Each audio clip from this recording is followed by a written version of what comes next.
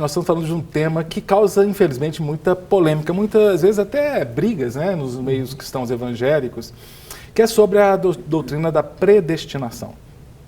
E não é à toa, porque temos hoje dois pastores que são da igreja presbiteriana, porque é conhecida por entender que existe predestinação. Inclusive é um dos pontos do calvinismo. Você até outro dia, né, Neto, na rádio, me ajudou um pouquinho sobre isso, né? Na rádio a gente falou sobre os 5 pontos do calvinismo, né, sobre os 5 pontos de Dort, e ali ele está falando, na verdade, sobre a eleição, né? Uhum.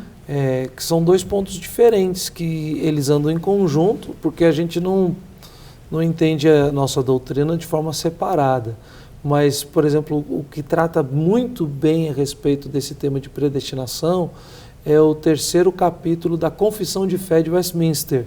E aí o pessoal fala muito que os presbiterianos têm esse negócio, né, Gidiel, de predestinação, é porque nós, os presbiterianos, pelo menos na Igreja Presbiteriana do Brasil, todo pastor ordenado pela igreja, ele faz um juramento solene, público, de subscrição aos símbolos de fé. Uhum. Confissão, catecismo maior e breve catecismo. Uhum. Então, esses são a nossa forma de expressar as nossas doutrinas de uma forma mais didática através desses símbolos de fé. Mas, Gidiel, no caso aí, na igreja presbiteriana, se ensina a predestinação a partir de quando? Quando é normal? Na escola dominical para crianças, não, né? Crianças não conseguem entender esse conceito ainda. A gente ensina a partir a pessoa quer entrar para a igreja, ela vai ser... A gente conversa sobre isso. Criança, obviamente, em outra linguagem, mas a partir dos juniores, de uma forma mais aberta. Aliás, vem dos juniores, talvez as perguntas mais difíceis com relação a aspectos teológicos, mas a gente não fica, na nossa realidade local, a gente não tem cultos doutrinários. Nós entendemos que todo culto é doutrinário. Uhum. A gente ensina quem está chegando, a gente revê sempre e a gente constrói as mensagens em cima dessa doutrina que a gente entende ser uma doutrina com embasamento bíblico irrefutável. Outro dia a gente teve um programa sobre livre-arbítrio, né?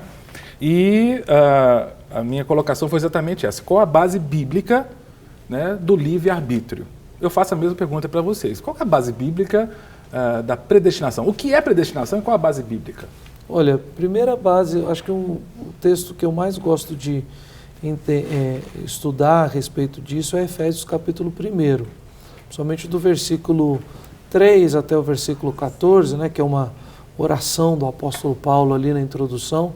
Ele começa falando sobre bendito Deus e Pai do nosso Senhor e Salvador Jesus Cristo, e ele vai falando, na verdade, sobre a perfeita obra de Deus em Cristo Jesus. Falando de que forma? Mostrando todas as doutrinas de uma forma bem concisa e resumida ali a respeito da obra de Cristo. Então ele fala sobre nos escolheu, nos predestinou, nos redimiu, nos remiu, né, e depois nos selou com o Espírito Santo da promessa. Então ele está mostrando ali, o apóstolo Paulo, nesse capítulo 1 da carta aos Efésios, exatamente isso.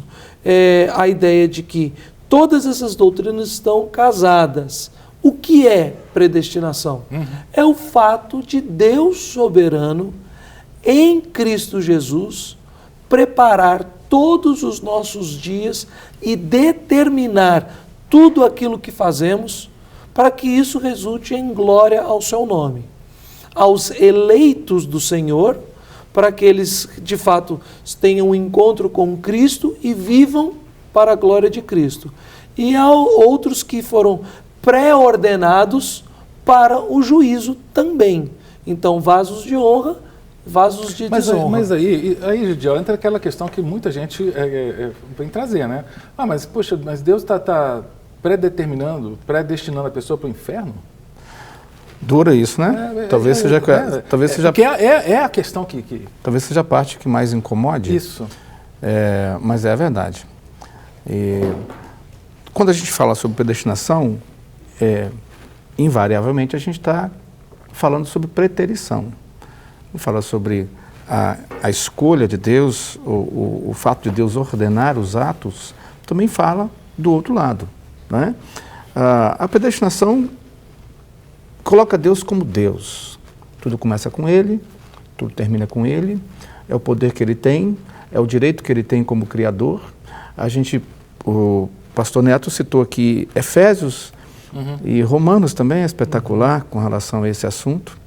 Paulo vai falando do capítulo 1 até o capítulo 13º, aí ele começa a cantar.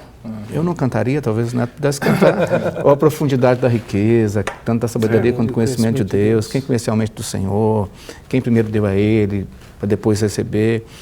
Então, ele tem o direito, por sendo o criador, fazer isso ou aquilo. Então, na linguagem popular, as pessoas querem acreditar ou dizer que Deus não pode mandar ninguém ao inferno. Ele só pode mandar as pessoas ao céu. Quem vai para o inferno porque quis ir para o inferno. Mas quando a gente começa a abrir as escrituras, não apenas esses 2 livros, mas o leque aberto, a gente interpreta a luz da escritura como um todo, a gente percebe que não creem não é porque não querem, simplesmente porque não querem, porque estão resistentes, é porque há um impedimento. Né? Efésios é muito rico ali, capítulo 2 também, falar que nós estávamos mortos. Mas isso não faz de Deus injusto?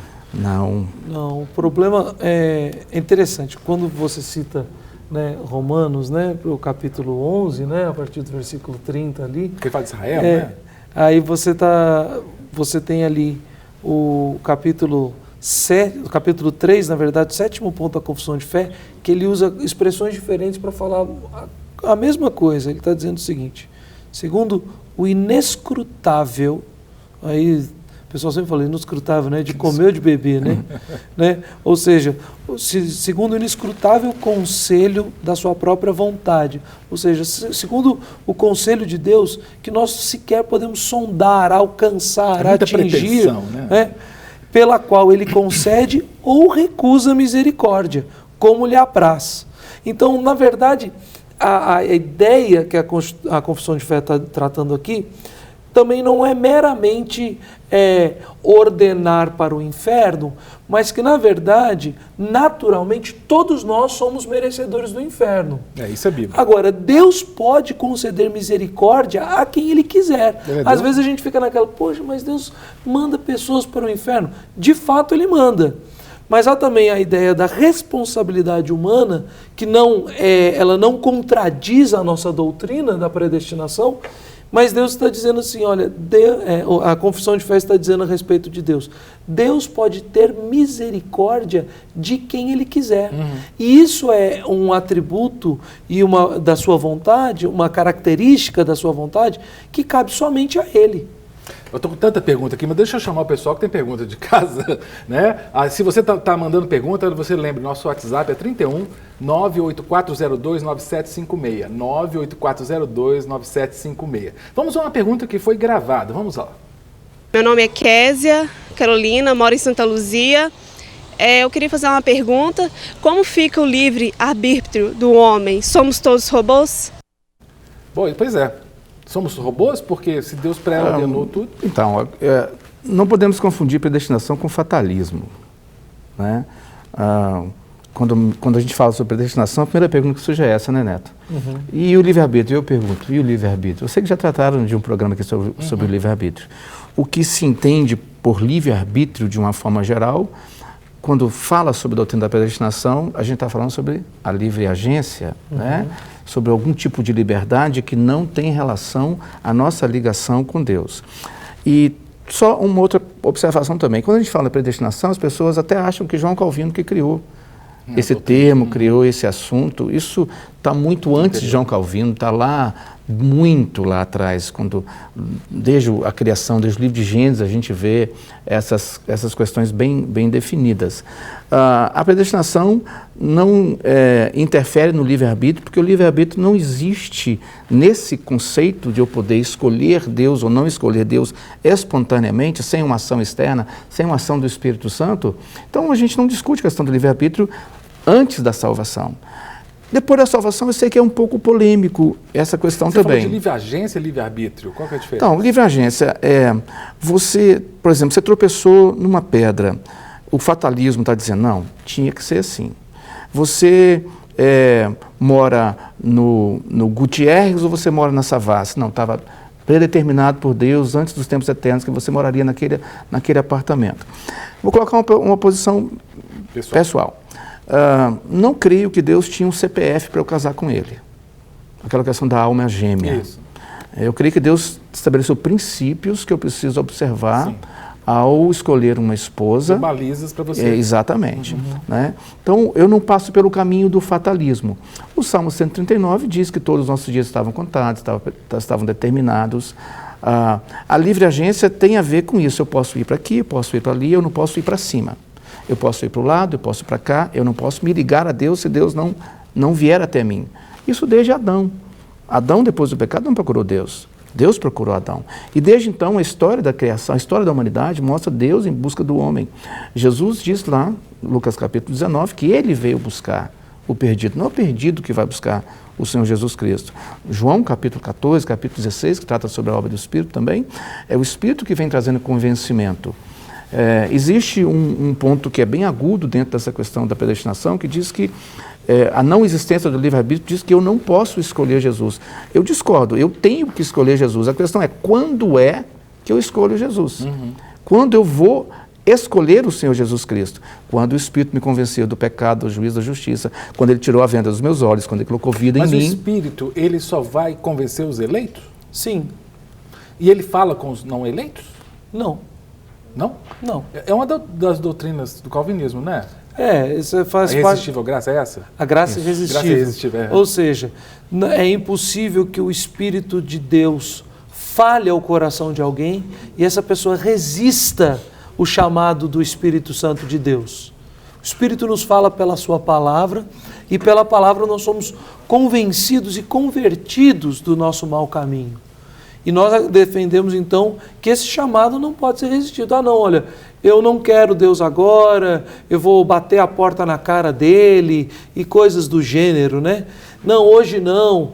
Ou como um hino, que tem até no hinário presbiteriano, né? Amigo, tu tens a escolha, né? Amanhã pode ser muito tarde. Eu devia rever esse hino aí, principalmente no nosso hinário.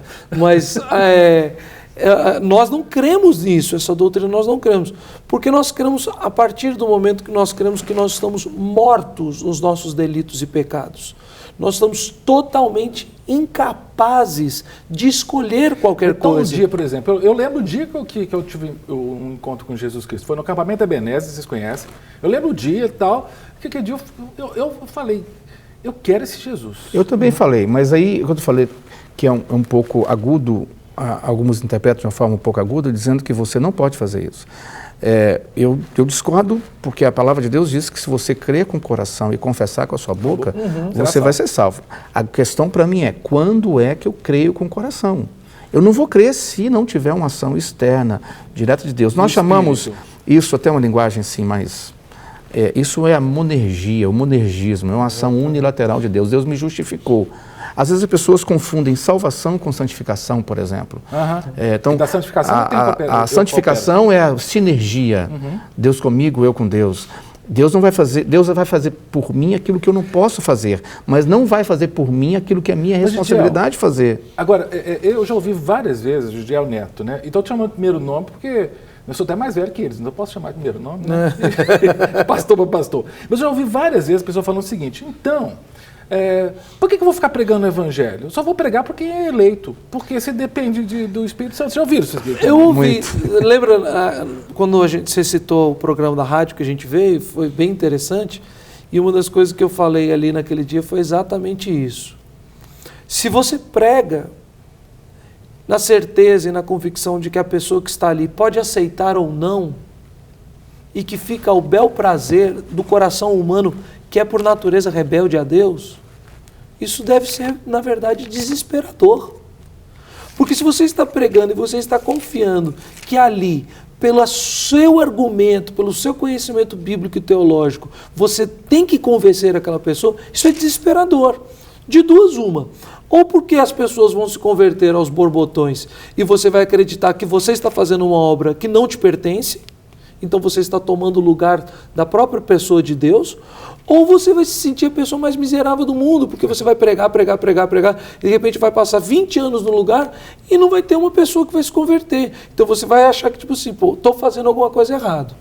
Essa doutrina, na verdade, me coloca no púlpito no domingo ou em qualquer situação de exposição do Evangelho com muito mais segurança, sabendo que aquela palavra que está sendo pregada, ela é instrumento nas mãos do Espírito Santo de Deus. Então não depende do seu poder de Não convencimento. depende do meu poder de Então convencimento. tem uma pergunta, Neto, que eu acho que é nessa linha mesmo. Por favor, vamos à pergunta que vem das ruas. Eu acho que você está respondendo essa pergunta. Vamos lá. Meu nome é Gislaine Márcia, sou de Contagem, Minas Gerais. A minha pergunta é, se tudo está predestinado, por que eu tenho que pregar o Evangelho? É nessa linha, então, né? Gislaine? É. Então, Gislaine, a gente prega primeiro porque é uma ordem. Jesus diz, vocês vão e vão pregar para todo mundo. É ordem, não é um conselho, é uma ordem. A segunda coisa, quando Paulo estava para tirar o time de Corinto, o Senhor Jesus disse, eu tenho muita gente ainda nessa cidade, fica aí. Lá em Antioquia, Atos capítulo 13, ele está pregando e diz que aceitaram a mensagem, foram convertidos todos aqueles que haviam sido destinados para a vida eterna. Então, eu preciso, como o Neto disse, acreditar que onde eu estou pregando, Deus tem gente ali que Ele pode salvar, que Ele quer Você salvar. não sabe quem é. O Spurgeon, uma vez, alguém perguntou para ele por que ele fazia apelo, e tantas pessoas iam à frente, e a pessoa que perguntou fazia apelo, ninguém ia para frente. E Spurgeon falou assim, você acredita que as pessoas podem ser convencidas pelo Espírito Santo e responder a mensagem do Evangelho? Aí ele falou, eu acredito. Então a gente precisa acreditar que o papel do Espírito Santo é convencer, o nosso é proclamar. Então, isso que nos leva a anunciar, a proclamar o Evangelho. A minha monografia de seminário foi sobre missiologia. Um dos capítulos era sobre essa questão da eleição também. A eleição, a predestinação nos torna ainda mais responsáveis pela evangelização e não o contrário. E eu deixei uma questão aqui, que começou a ser respondida já pelo pastor Gidiel, sobre a doutrina da predestinação e o ardor evangelístico. Eu sei de muitas pessoas que creem na predestinação e estão nos campos missionários, são inúmeros os missionários, mas muitos pensam que se a pessoa crê na predestinação, ela confia tanto em Deus que ela nem vai evangelizar. Isso é uma falácia, não é? Veja, eu conheci, quando estive na Inglaterra, um pastor, e ele é muito famoso entre os reformados lá, porque ele tem um trabalho de se voluntariar para certas paróquias da igreja anglicana, onde não tem ninguém para assumir o bispado, né? Ele vai como bispo, cuida de uma região específica, em igrejas que não são reformadas. E aí ele falou que, contando a história, que depois de 5 ou 6 anos numa igreja, ele percebeu que ainda não tinha nenhum membro daquela igreja que cria na palavra de Deus, cria na divindade de Cristo, ou seja, que fosse de fato convertido. Aí ele orou para Deus e falou, começando o ano, falou assim, Senhor, se o Senhor tem os seus eleitos aqui, eu queria que o Senhor, por favor, até o fim do ano, me mostrasse, me enviasse pelo menos um, para eu ter convicção que é a tua vontade que eu fique aqui. Aí ele falou assim, que no fim da festa de Natal, ele virou para a esposa dele, já no fim do ano, Senhor, prepara as malas que nós estamos indo embora. Quando foi no dia 30 de dezembro, chegou uma senhora da igreja, uma das senhoras mais antigas, mais de 80 anos de idade, falou assim, pastor, eu preciso muito conversar com o senhor, porque eu queria de fato declarar que Cristo é o Senhor da minha vida, Amém. Porque eu creio que Ele é o Filho de Deus. Tal. Aí ele ficou assim assustado.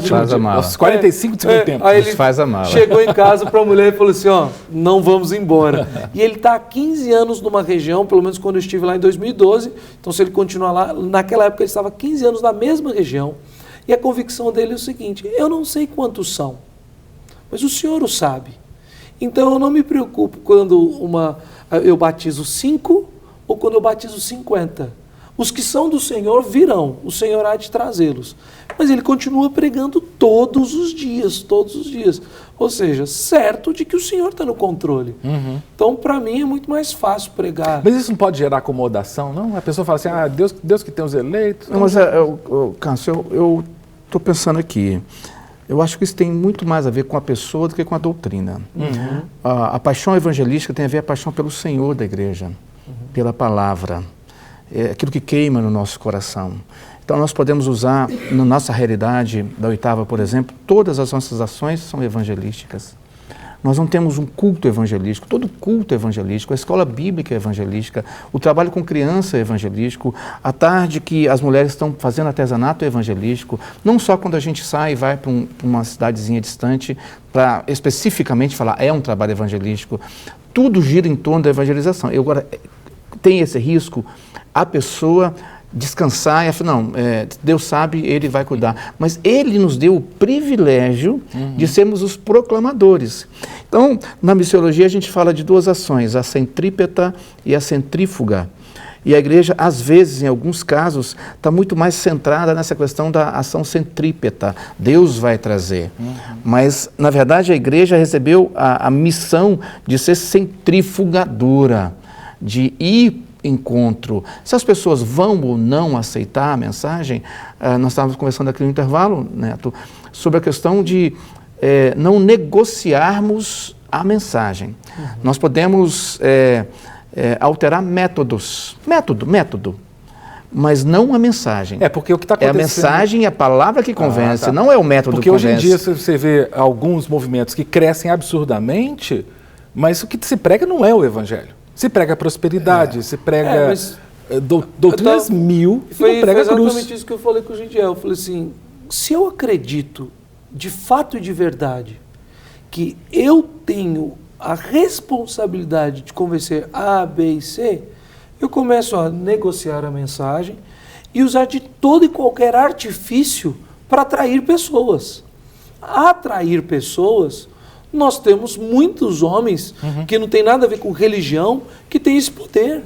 Homens e mulheres que fazem isso com marketing, que fazem isso para futebol, para aquele tipo de, aquelas linhas de pirâmide de vendas de produtos, fazem isso também num aspecto, entre aspas, religioso, evangelical, com uma linguagem gospel, né?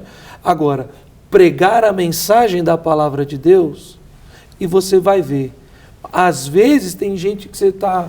Eu já passei por isso. Você está extremamente desejoso que fique na igreja, que participe, que tal. Aí você começa a pregar o evangelho, a pessoa de repente chega para você, não, mas eu não creio nisso, eu não quero isso para a minha vida, e não vai mais à igreja.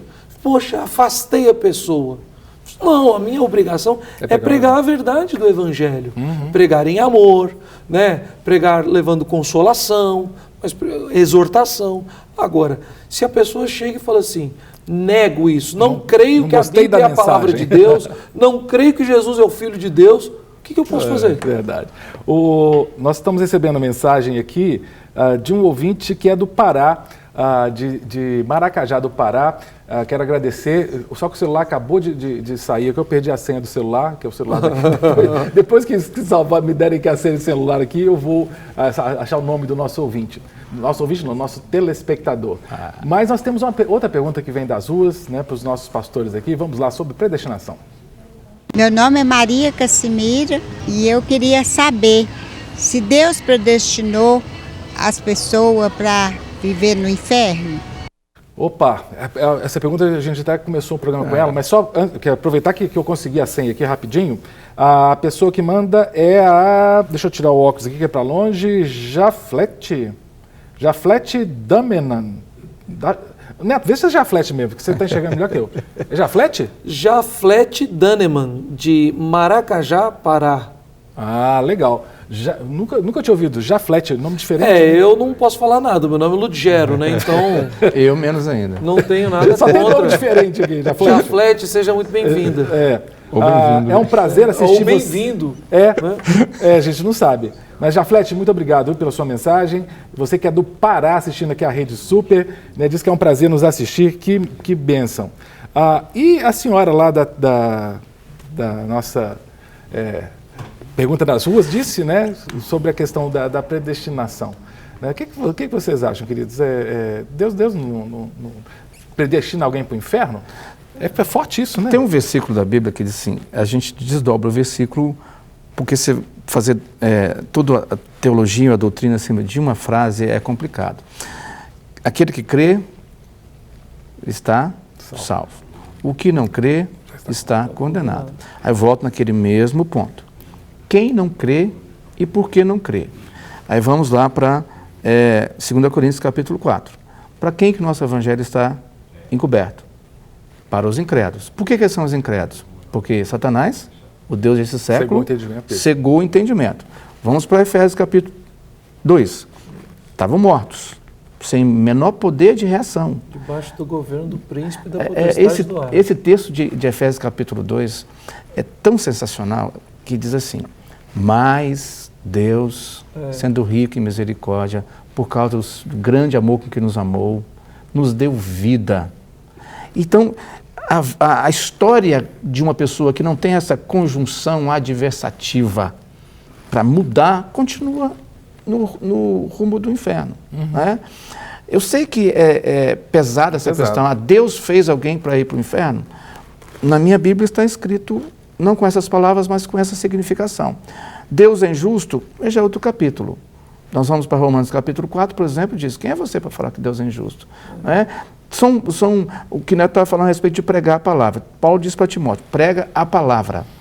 A palavra. Você pode usar métodos diferentes. Por exemplo, nós estamos em 2016, eu não vou pregar para os meus filhos adolescentes como a gente falava lá nos anos 80. Eu posso usar a linguagem deles, eu posso usar a roupagem deles, mas eu não mudo a mensagem. A mensagem é Cristo no centro. A palavra é a verdade, não apenas contém, ela é a verdade. Jesus Cristo é o único caminho que leva ao céu. Isso não pode mudar jamais, jamais. Senão, se quebrou isso, entra o que nós vamos falar daqui a pouco. Não é cristianismo. Tirou a cruz, é outra coisa, não é cristianismo. Eu acho, Cássio, que uma das injustiças, na verdade, a grande injustiça que é feita quanto a essa doutrina é porque nós tentamos sempre pincelar essa doutrina fora do todo. Predestinação não é a Bíblia. Predestinação é uma doutrina bíblica, mas ela não é o centro e o fim de toda a Escritura. De fato, nós precisamos entender, antes de querer entender os decretos de Deus, nós precisamos entender quem Deus é. O fato dele ser soberano, criador de todas as coisas, dele ser um ser, como meu pai sempre repete, né, o totalmente outro, né? Nós não podemos compreendê-lo por nossa própria mente, por nossa própria razão, por mais que ele, por graça, generosidade e misericórdia, ele se faça revelado de uma forma que nós o compreendamos. Mas ele não é alguém, um ser que pode ser moldado pela minha mente, pela minha cultura. E o nosso critério de justiça é completamente inferior ao dele. Por mais que o nosso critério de justiça seja, de uma forma ou outra, parte também daquilo que nós chamamos imagem e semelhança. Então, se fundamente em princípios de Deus revelado através da sua criação e da sua palavra. Mas nós não temos como moldar a justiça de Deus pela nossa própria justiça. Quero destacar também mais mensagens chegando aqui, agora do Maranhão. A Jaqueline, que é São Domingos do Maranhão, pergunta assim: nós cristãos estamos predestinados a quê? A pergunta da Jaqueline, lá do Maranhão, de São Domingos. Obrigado, viu, Jaqueline, pela sua pergunta. Nós estamos predestinados na terra a servir ao Senhor, a adorar o Senhor, a viver para Ele. No céu, a desfrutar daquilo que nem olhos viram, nem ouvidos ouviram, nem jamais penetrou em qualquer entendimento humano, o que Deus já preparou. Então, eu estava pensando aqui, Neto, quem não recebeu a palavra de Deus na alma, a luz de Deus que traz, que clareia o caminho mesmo, não vai se importar com isso, ele não se importa com isso. As questões são, os cristãos é que ficam perguntando se predestinou, se não predestinou. Na verdade, eu não sei se eu seria um pouco jocoso, mas todo mundo que foi para o céu, acreditando ou não, ele foi predestinado. Isso eu falei outro dia, que eu tenho um amigo de uma denominação que defende o livre-arbítrio. Eu falei assim: não, cara, a minha diferença com você é uma só. Ele falou assim: porque você acredita que só você é salvo? Eu falei assim: não, eu acredito que você também é salvo. Só que eu entendo isso biblicamente e você ainda não. É só uma questão simples, não é uma questão de... porque as pessoas dizem que nós, quando defendemos a predestinação, eu já ouvi isso, uma ofensa e uma inverdade, os presbiterianos acreditam que só eles são salvos. De maneira alguma. Nós acreditamos, na verdade, que a Bíblia nos explica como somos salvos. Somos salvos pela ordem, pela vocação, pela eleição, pela vontade soberana de Deus, através de Cristo Jesus. Mas não que somos nós os exclusivamente salvos. Agora, essa pergunta, a resposta dela é a primeira pergunta do breve catecismo, que ela é apaixonante. Essa pergunta, e a sua resposta é apaixonante, né? Qual é o fim principal do homem? Qual é o propósito do ser humano, né? O fim principal do homem é glorificar a Deus e gozá-lo para sempre. John Piper que coloca uma aplicação bem de Jonathan Edwards também, que ele diz o seguinte: o fim principal do homem é manifestar a glória de Deus à medida que nós temos prazer nele. Então uma coisa que o Gidiel falou é exatamente isso. As pessoas ficam preocupadas se vai para o céu ou para o inferno, mas ir para o céu é viver exclusivamente para Deus, ter prazer totalmente em Deus e viver exclusivamente para glorificar a Deus. Tem gente que não quer fazer isso aqui na Terra, por que quer ir para o céu? Gente, está bombando aqui o WhatsApp, tá muitas mensagens chegando, muito obrigado você que está mandando mensagem pelo WhatsApp no 319-8402-9756, aí já está tremendo toda hora o celular aqui. O Miqueias de Lavras, Minas Gerais, manda a seguinte pergunta: uma criança inocente, não eleita e morre, ela vai para o inferno? Não eleita, isso é bíblico. Inocente não é bíblico, porque todos pecaram e destituídos estão da glória de Deus. E aí então Davi fala da intensidade do pecado e do seu início. Ele diz assim: em pecado me concebeu minha mãe. Aí tem gente que diz que Davi está falando assim que o ato sexual é pecaminoso. Não, é que quando ele foi concebido no ventre da mãe dele, no ato da concepção, né, no ato da vida, desde a concepção, não 3 meses depois só, no ato da vida, ele já era pecador. Porque a maldição que está sobre Adão e Eva está sobre todos os seus descendentes. Então não existe criança inocente. As minhas filhas pequenininhas, que eu as amo de paixão, não tem nada de inocente. Com 1 mês Pecador. de vida, você já percebe o pecado, né? O choro por braveza e tal. Nós vamos fazer um bate-papo depois sobre batismo infantil, então? Opa. Porque se o batismo é que salva a criança, que dá uma polêmica boa, né? Batismo não salva Não, ninguém. vamos discutir isso. Outro dia a gente discute isso aqui. Não salva nem adulto, nem salva criança. Mas, ó, tá bombando o WhatsApp. Tô amando isso aqui. Olha só, pastor, me fala o seguinte: eu sou uma pessoa que tenho epilepsia. Porque eu não sou curado. Como é que é? Porque não sou curado do espírito imundo. Se sou predestinado a levar o evangelho a todos, que como posso levar o evangelho assim sem ser curado, não precisa ser curado primeiro. Ele fala que tem epilepsia, deixa eu ver o nome, não disse quem é. Não disse. É de Campo Mourão, Maurício da Assembleia de Deus. Obrigado, viu, Maurício, pela mensagem. Ele está gostando muito do programa e fala: ele tem epilepsia, né, é uma patologia, e ele quer levar o evangelho. Mas como é que ele pode levar o evangelho? Se ele é predestinado a levar o evangelho, como é que ele vai levar se não é curado? Maurício. Isso. Descansa seu coração, Maurício. Paulo também tinha um probleminha. Ele falava que o poder de Deus se aperfeiçoa na fraqueza. E você não está sozinho nesse time, não. Boa parte das pessoas que Deus tem usado para curar outras pessoas tem problema físico. Então isso não diminui a graça de Deus e nem o amor de Deus por você. Continue pregando o evangelho e uma força a mais. Olha, eu tenho epilepsia, não fui curado e continuo agarrado com o Senhor Jesus, porque o amor dele não é medido em dar ou não dar bênçãos temporais, mas é aquilo que ele já deu que é eterno. O amor de Deus não muda, não diminui, não aumenta. É amor e ponto. Então, mas tem esse pensamento mesmo: se eu não recebi a bênção, eu não posso compartilhar. Se você recebeu Jesus, você já recebeu a bênção maior. Então, descansa seu coração, Maurício. Continua firme aí, pregando o evangelho. Glória a Deus. Ele teve a maior bênção que ele pode ter é crer no Senhor Jesus Cristo. Porque no céu, com Cristo, não haverá mais dor, nem doença, nem epilepsia, nem nada disso. Então, que ele glorifique o Cristo que o salvou. Amém. Não, então quem tem diabetes também não pode pregar evangelho, né? Você tem tantos, né, problemas. Refluxo, eu tenho refluxo, não posso pregar evangelho. Vamos lá. Mais mensagem chegando, gente, tá bom demais aqui. A Joana Dark, ela traz uma questão interessante. Ela fala assim: prefiro enxergar que se Deus predestinou é porque o livre-arbítrio fez o homem escolher o seu caminho. Os que não creram já estão condenados. Deus vê toda a existência humana desde o nascimento até a sua morte. É a Joana Dark. Obrigado, Joana, pela pergunta. Predestinação não é a mesma coisa que presciência? Não, não é a mesma coisa. Porque se você disser que Deus só escolhe porque conhece antes, sabia o que ia acontecer. Você está dizendo que a vontade de Deus está submissa à vontade do homem.